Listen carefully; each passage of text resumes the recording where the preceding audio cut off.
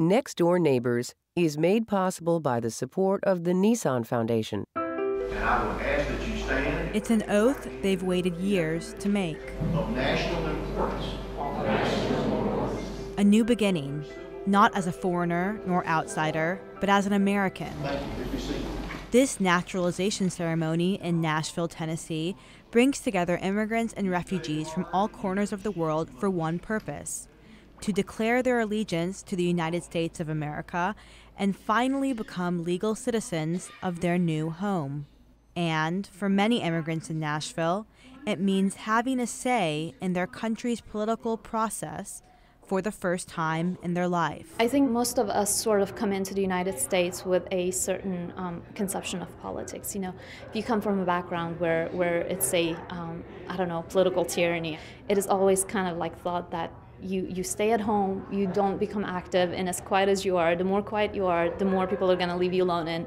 And so when you come in with this kind of like mindset, it's really difficult to go out there and to become kind of a vibrant, colorful flower in this world of politics. I am here to become a more assimilated American and to become a part of the American life. So it passes the committee, it passes the floor. More than simply exercising her right to vote, Shimon Mayi is taking a crash course in Tennessee politics before heading off for a day on Legislative Hill. I am hoping to meet with my representatives and my senators and to let them know that, hey, I exist, I am a part of the voting plethora, and that since I voted for you, you might as well just kind of hear what I have to say. She's part of an increasing number of immigrants in Nashville becoming civically engaged. It helps to have a growth in organizations like the American Center for Outreach, a new advocacy group that serves the Muslim community in Tennessee.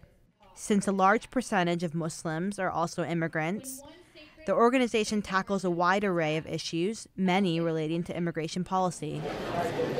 This was their first annual Day on the Hill. It took a lot of planning, making sure you have appointments, making sure you have presentations together, but most importantly, making sure folks are comfortable with the day. So ensuring they receive, talking points on the bills we're going to discuss, but also receiving information on the civic process. How does a bill become a law? What should I expect from my meeting? What do I do? What do I not do? And even some role playing to make them feel comfortable for today. We're going to hand this over to you, so we've got information in it for you.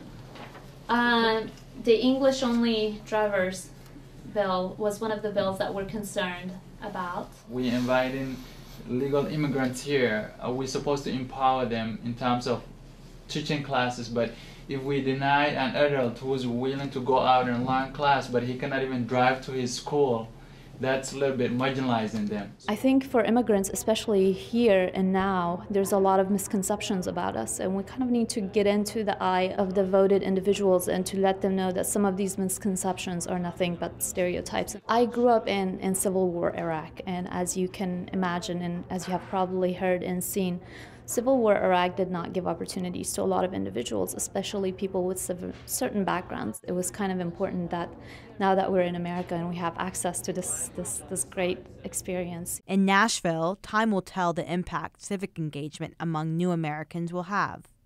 Already, it has proven successful in challenging some forms of anti-immigrant legislation and electing community members for political office. For Ramziah Soleiman, who came to Nashville as a Kurdish refugee, growing efforts to mobilize her community hits close to home. I think as Americans, and speaking for myself as well, someone who grew up here and my first introduction to the voting system was in America, we do take it for granted. I think as Americans, we don't realize the liberties and the freedoms we have, and especially through the democratic process.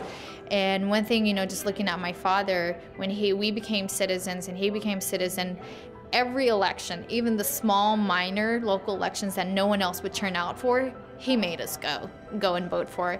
And it was specifically because, yes, many of immigrants faced oppression, persecution back home and never were part of the process, but it's the belief that they want a brighter future. Next Door Neighbors is made possible by the support of the Nissan Foundation.